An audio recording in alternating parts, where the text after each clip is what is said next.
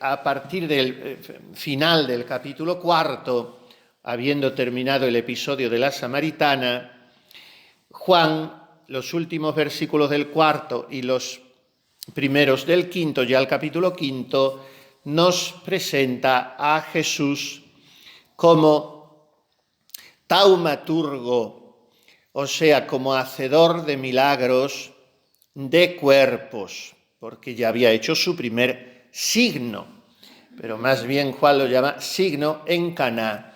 Y ese signo le ha servido, como veíamos a Juan, para presentar el carácter esponsal de Jesús con su iglesia y con cada uno de nosotros.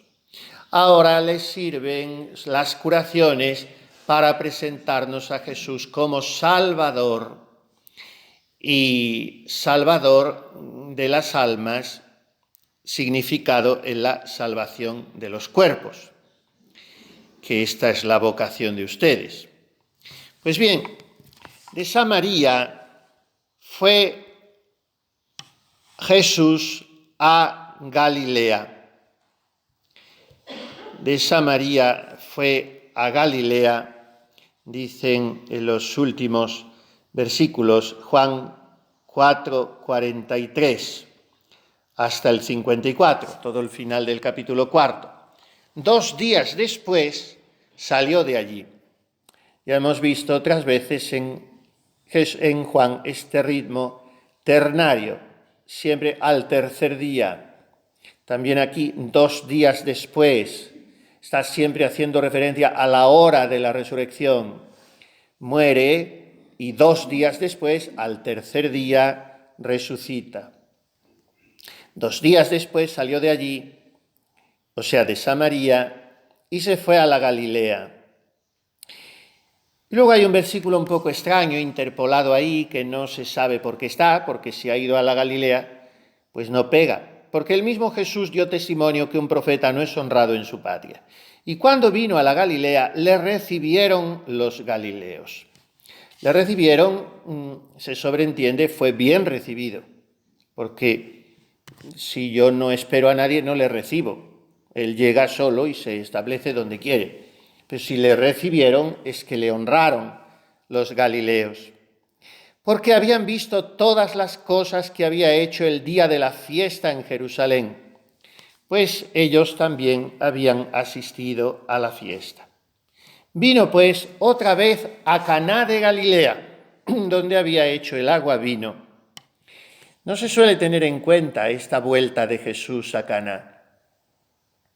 Dicen San Crisóstomo y San Agustín que en Caná habían creído sus discípulos en él. Y Juan no dice más. Pero ¿y el resto de los convidados a la boda? ¿Y el resto de la gente del pueblo? ¿Y el resto de aquella comarca? Entonces Jesús tiene que volver para confirmar la fe suscitada por el milagro que él había hecho. He escrito hace poco, hace un año ya, se pasan los años, la vida de un santo que fue beatificado el pasado 20 de octubre en la Catedral de Málaga, el padre Tiburcio Arnaiz, jesuita, misionero popular por toda Málaga y por muchas otras poblaciones de Andalucía. Un hombre, pues como eran aquellos jesuitas, que parecían de hierro y de fuego, y un apóstol del corazón de Jesús fuera de serie. Había sido sacerdote diocesano 12 años, se murió su madre, se quedó solo con una hermana ya cuarentona mayor que él, y una noche, leyendo los dos el año cristiano, allá a la lumbre, y cerró, la hermana se llamaba Gregoria, cerró el libro, y dime, Tiburcio, que estos santos lo que han hecho, y nosotros aquí sin hacer nada, tú ya acomodado como cura en una parroquia, yo atendiendo, teníamos que consagrarnos al Señor a base de bien. Y le dijo él, pues mira, yo no me atrevía a decírtelo nunca por ti, porque ¿qué ibas a...? Dice, no, si yo tengo decidido pedir el ingreso en las dominicas de Valladolid, tenía ya 43 o 44 años, y dijo él, pues yo los jesuitas, total, que se fueron cada uno a un sitio, él le dio el hábito, que lo tomó, entonces se tomaba el hábito a los 15 días, y hizo el sacrificio de no ir a verla nunca más. Pasó por Valladolid un par de veces con el tren, vio la espadaña del convento de su hermana, no se bajó, ya nunca más fue a verla. Y él lo mandaron a Málaga, toda la vida pasó en Málaga, y en Málaga es una devoción enorme la que hay al Padre Arnaiz, y hace muchísimos favores. Bueno, pues le dijo al corazón de Jesús: dame 10 años de vida y yo me mato por ti. Y así fue. Solamente que Jesús, que siempre se pasa, le dio 14 años, desde que él se lo pidió, le dio 14. Y un buen día, dando una misión popular en Algodonales, un pueblo allí cerca de Ronda, pues cayó malo. ¿Cómo se moría entonces la gente? Caía malo, una gripe, un enfriamiento, había bajado a la crista de las Carmelitas de Ronda, que las había fundado él, donde está la mano de Santa Teresa que tuvo Franco 40 años, y allí bajó, cogió un enfriamiento, no sé qué, total, que se cayó, además del tren se había caído porque se le pasó el tiempo y se tiró, llevaba un cilicio puesto siempre, se le molestó, en fin, se le clavó un poco, total, se juntaron 2 o 3 cosas, en una semana se murió, como hacía la gente antes, estos jaleos de quimios y de ingresos, y yo ya he determinado hace mucho tiempo no preguntar a nadie cómo está usted, porque entonces el historial médico, bueno, ahora son todo historias, tardan y tal, pero bueno, es lo que nos toca, ¿qué vamos a hacer? Pero entonces la gente, no, se moría y ya está. Bueno, pues llegó a la residencia de los jesuitas de Málaga y el hermano enfermero le recibió y le dijo él: mire, déjelo, vamos despacito por la escalera, andando. A mitad de la escalera estaba el oratorio, se paró, saludó a Jesús, hizo su genuflexión hasta abajo y llegó al cuarto y dice: ahora ya me meto en la cama para morir, porque ya la máquina no da más de sí. Y dijo una frase que yo le puse como título de mi biografía: me he dado prisa en vivir, me he dado prisa en vivir. Ya no se puede forzar más la máquina, ya está. Y estuvo 2 o 3 días medio agonizando y se murió. Y un poco antes de morirse, el enfermero creyó que había perdido la cabeza porque empezó a decir el Te Deum en latín, y el enfermero empezó a contestar, cada uno un versito, y lo terminó. Comprendió que estaba totalmente lúcido. Y le hizo así, le llamó y le besó la mano. Y le dijo: hermano Parrado, Dios se lo pague lo que ha hecho por mí estos días. Habían sido 3 o 4 días nada más. Y Dios se lo pague cómo me ha atendido y lo que ha hecho por mí. El enfermero se le llenaron los ojos de lágrimas y luego diría, cuando en el proceso de beatificación, dice: la de enfermos que yo he atendido, la de padres mayores y de todo que he atendido, el único que me hizo eso fue el Padre Arnaiz. El único. Me cogió la mano, me la besó, Dios se lo pague. Bueno, total, que estaba contando esto porque las veo tan entusiasmadas, porque se cuenta una historieta y la gente se atiende, que es una maravilla. Esto, cuando quieres en la homilía, como empiecen a toser o a removerse, cuentas el episodio de la vida de un santo y ya es como una película que empieza a ver. Bueno, pues he empezado a contar esto porque ese hombre iba y daba unas misiones populares bárbaras de matarse por los pueblos, aquellos pueblos de la serranía de Málaga que eran como verdaderos salvajes. Entonces, este hombre se murió en el año 26, pues fíjese, pues en los años 20, los años 10, que son los que él misionaba, pues no había cultura, no había civilización, en una palabra. Pueblos terribles de la serranía de Málaga. Y entonces él, en cuanto podía, que voy a todo esto, me he liado, pero en fin, todo está bien. En cuanto podía, en otra de sus correrías apostólicas, hacía un pequeño desvío o reservaba un día más o 2 días o una semana y volvía al pueblo donde había estado, porque él sabía que había que volver a roturar esa tierra y a regarla y a cultivarla. Entonces se inventó unas mujeres que ni son monjas, ni son consagradas, ni son nada, pero son más que muchas monjas y consagradas, que son 12 o 15 nada más, que son las que me pidieron a mí la biografía, y son aguerridas, y son audaces, y son santas. Pobres, como que pobreza viven, y qué alegría, y qué doctrina segura y tradicional, ahí no hay peligro de nada. Y se llaman misioneras rurales. Y ellas van por los pueblos, se establecen en una casita en tiempos del Padre Arnaiz, en una choza, y eran grandes señoritas de la aristocracia de Málaga. Y bueno, pues son apostólicas tremendamente. Jesús sabe eso, sabe muy bien que hay que volver a los sitios donde se ha sembrado la semilla, que hay que volver a roturar la tierra, que hay que volver, y por eso vuelve a nuestra alma, y vuelven los ejercicios espirituales cada año, y volvemos a escuchar las mismas cosas, y vuelve Jesús a dignarse, a humillarse, a tener la dignación de venir cada día en la Eucaristía, cuando tantas veces le hemos recibido mal y atolondradamente. Y vuelve Jesús a esperarnos, y vuelve, y déjala hasta el año próximo a ver si da fruto la higuera. Y así es Jesús con nosotros. Y entonces vuelve a Caná. Y a mí me gusta mucho pensar en esta vuelta a Caná, porque ya los novios habrían regresado de su luna de miel, que habrían estado en el Cairo o donde fuera, en Egipto, y ya estaban allí, y Jesús les daría, no cursillos prematrimonial ni postmatrimonial, porque entonces no se habían inventado esas tontadas, pero Jesús pues les hablaría de que tenían que ser muy santos en su matrimonio, en fin, y estaría allí con unos y con otros. La cosa que volvió a Caná para confirmar la fe suscitada por el milagro.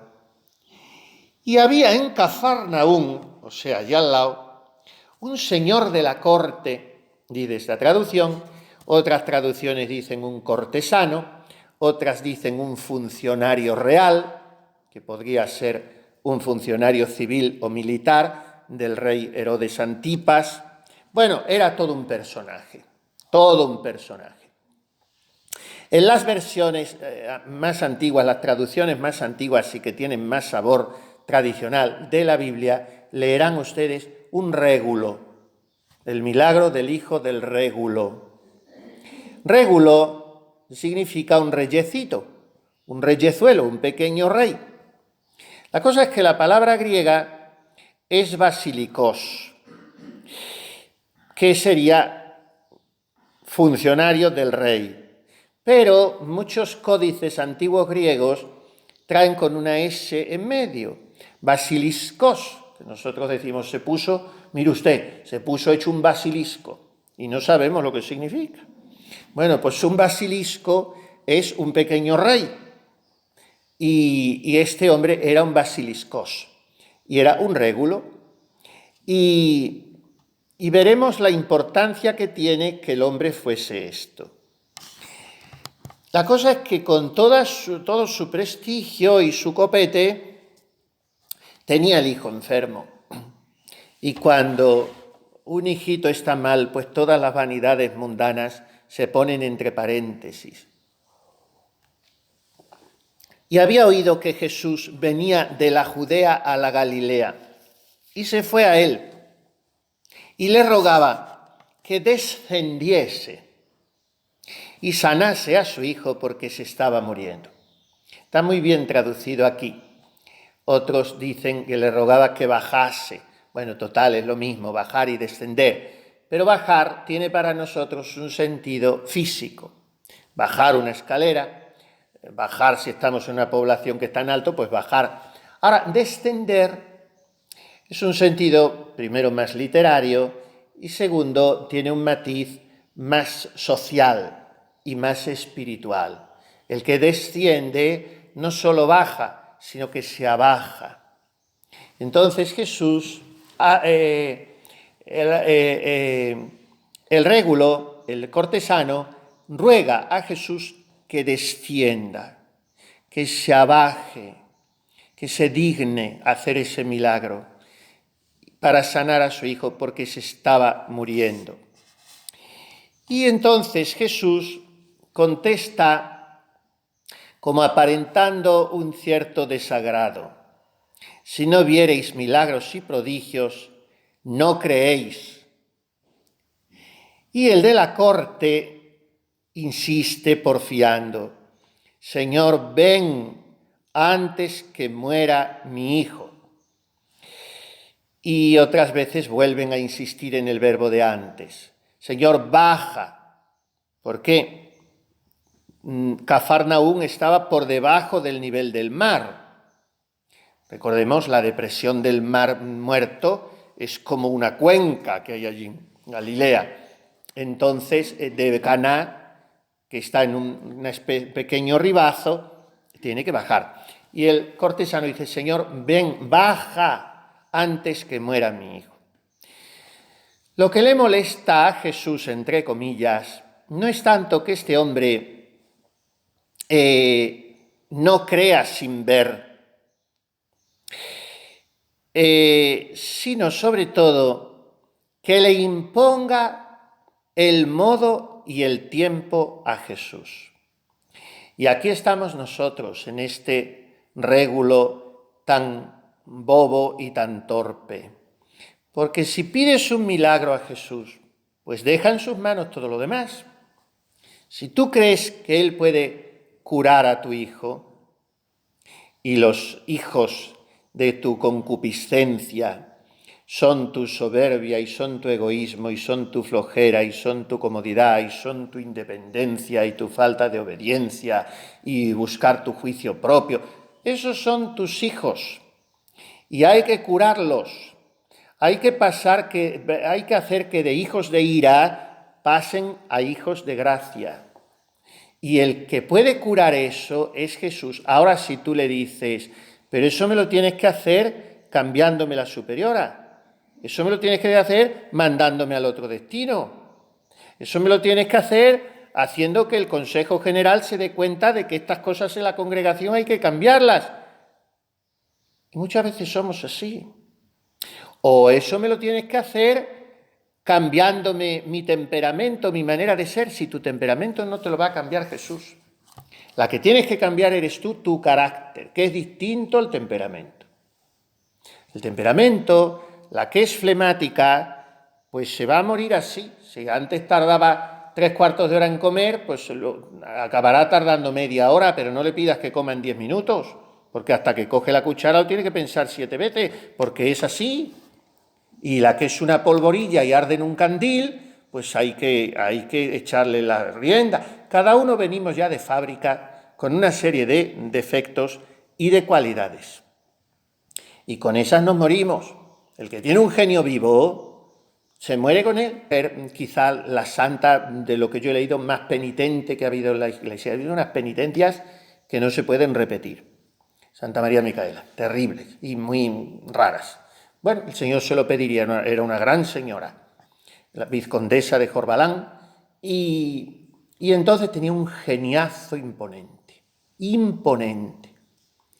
Y un día le dijo San Antonio María Claret, que era su director espiritual, calculen ustedes que 2 santazos, y le dijo, mire, hija mía, váyase a sus amores. Ella a Jesús sacramentado le decía, mis amores, váyase al sagrario y pídale a Jesús que no le quite ese genio, que no se lo quite nunca, porque sin ese genio sería usted insoportable.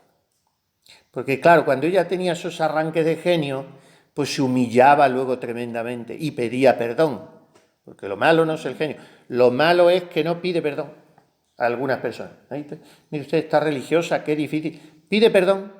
Si pide perdón, se pasa todo. Ahora, como se mantenga con el kikiriquí, eso ya es lo malo. Eso ya hay que pedir perdón siempre. Siempre. Y luego cada uno tiene su tema. Hombre, el genio dulcifíquelo usted. Lo que le dijo Claret también hay que entenderlo. Era para que ella se diera cuenta bien de lo que suponía su genio. Pero bueno, el temperamento, más o menos cada uno tenemos. El carácter sí hay que cambiarlo. Sí hay que cambiarlo. Entonces, nosotros imponemos a Jesús cómo tiene que hacer los milagros. Y Jesús nos dice, tú deja las cosas como están, que ni yo tengo que bajar ni que subir, ni tú tienes que obligarme a mí lo que tengo que hacer. Tú deja las cosas como están, confía en mí, yo entraré en escena cuando quiera y como quiera. Y tú confía, porque claro, imponerle a alguien más importante que nosotros cómo tiene que hacer las cosas, pues no sé cómo decir, por lo menos es una falta de educación, ¿no? Por lo menos. Sobre todo cuando sabe más. No sé. Entonces Jesús sabe siempre más. No hay que imponerle. Baja, sube, ven, corre, que se pasa, que se muere, que venga, que dé tranquilidad y buenos alimentos. Tú ya me lo has pedido. Déjame a mí. Déjame a mí. Déjame tú a mí y no te metas en eso. Le dijo un día Jesús a Santa Teresa, cuando estaba ella preocupada por la fundación y que no tenía casa y que no tenía tierra, y le dijo él ya un poco cansado, claro, las mujeres aunque sean santas, cuando se ponen a pedir vuelta y dale y vuelta y déjame ya un poquito de descansar, y le dijo Jesús, déjame tú a mí y no te metas en eso. Y lo escribe ella en la vida. Ya está. Y otra vez la casa, Señor, que la casa, que no me... Y le dice él en la acción de gracias de la comunión: oh codicia del género humano, que aun tierra piensas que te ha de faltar. ¿Cuántas noches pasé yo al sereno? Le dijo a Santa Teresa, le daba también sus vapuleos. Y en ese caso le dijo eso: déjame tú a mí y no te metas en eso. Ya está. Bueno, pues aquí igual lo que Jesús dice a Pedro cuando se lleva detrás a Juanito, andando: ven, sígueme, resucitado. Y este se va a quedar hasta el fin del mundo, Jesús. ¿A ti qué te importa? Tú sígueme tú. Y ya está. Bueno, pues esto igual. Baja, sube, no. No hay que imponer a Jesús el modo ni el tiempo. Él accede al milagro, en este caso del régulo. ¿Por qué? No por su impertinencia, sino por su perseverancia. Porque después de todo, ese hombre, con ser tan importante, era humilde, y cuando Jesús le da el primer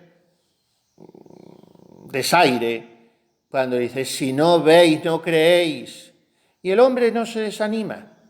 Dice: bueno, tú di lo que quieras, pero ven, por favor. Y entonces eso de porfiar al corazón de Jesús le desarma. Y accede al milagro, pero no como le piden, sino como él quiere. O sea, aquí hay el núcleo de este evangelio, es la fe imperfecta, la fe, hasta si quieren, como estamos diciendo, ineducada, pero fe del régulo, del cortesano.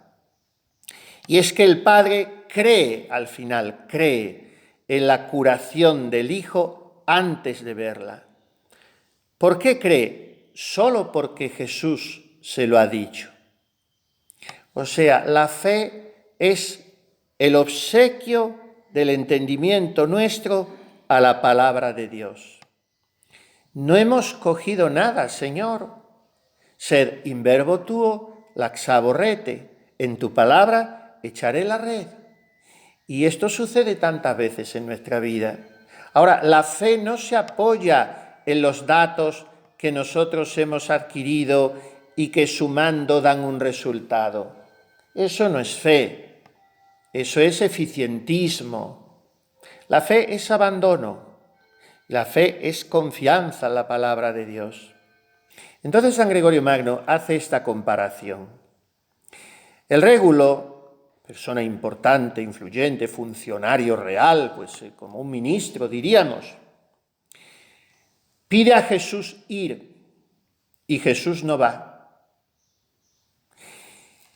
En el caso del centurión, que es un milagro muy parecido a este, tanto que algunos autores quieren que se trate del mismo, pero San Gregorio y otros padres de la Iglesia explican que no es el mismo por muchos detalles. Porque en el centurión, primero era centurión, es el jefe de una centuria, o sea, de 100 soldados, y no se puede comparar con un ministro. Luego no era un hijo, era un siervo. Y sobre todo la diferencia principal es que Jesús va, y aquí Jesús no va.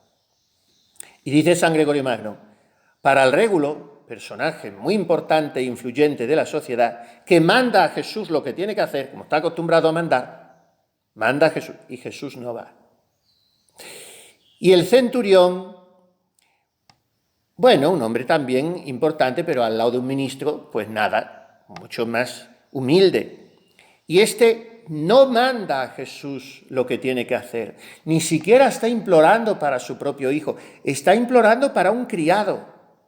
O sea que era un hombre muy bueno, que quería a los siervos como a sus hijos, porque se desplaza donde está Jesús para pedir la curación de un siervo, que no te es nadie. Y entonces este no le pide a Jesús ir, es mucho menos importante, suplica para un siervo y en este caso Jesús va. O sea que lo que a Jesús le vence es la caridad y la humildad. En ambos casos cura, sí, porque en ambos casos arrancan de su corazón los dos por medio de su fe, pero en el caso del centurión además va, o sea, endulza más el milagro con su presencia. ¿Cuándo viene Jesús? Primero, cuando no le mandamos y no le queremos imponer el modo ni el tiempo. Segundo, cuando nos consideramos humildes. Tercero, cuando vivimos la caridad hasta el punto de preocuparnos y amar como a nosotros mismos a los que son inferiores a nosotros. O mejor dicho, no tenemos a nadie por inferiores. En ambos casos Jesús cura, dice San Cirilo de Alejandría, pero en este primer caso Jesús cura a dos personas. Porque en el caso del centurión, el centurión ya llevaba la fe. Señor, no soy digno de que entres en mi casa, pero di una palabra, ya llevaba la fe. Y en el caso del régulo llevaba una fe muy incipiente, muy rudimentaria, muy impertinente, y entonces en este caso Jesús cura a los dos. Primero al régulo, porque le da la fe. Segundo, a su hijo, porque le da la vida, porque se estaba muriendo. Pero cura como Él quiere. Así son los milagros de Jesús. Vamos a dejarnos curar por Él, pero no mandándole cómo tiene que hacerlo. Él nos conoce mucho mejor que nosotros mismos y sabe dónde tiene que aplicar la medicina y cuáles son las llagas que tiene que restañar. Yo se lo digo muchas veces a Jesús esta ejaculatoria. Una ejaculatoria, una oración patatera que me inventé yo hace muchos años. Jesús mío, ¿quién, conociéndome como tú me conoces, me querría como tú me quieres? Porque nadie nos conoce como Jesús. Y Jesús conoce hasta el fondo de nuestros buenos deseos, de nuestras intenciones, de nuestra rectitud, pero de nuestras malolientes y repugnantes miserias. Las conoce Jesús. ¿Quién, conociéndonos como Él nos conoce, nos querría como Él nos quiere? Pues dejémonos querer por Él. Y no le demos la carta de navegación a quien calma las tempestades de los mares, porque no la necesita. Él sabe curarnos. Y además se lo pide su madre, que es la nuestra. Salus infirmorum, refugium peccatorum, ora pro nobis.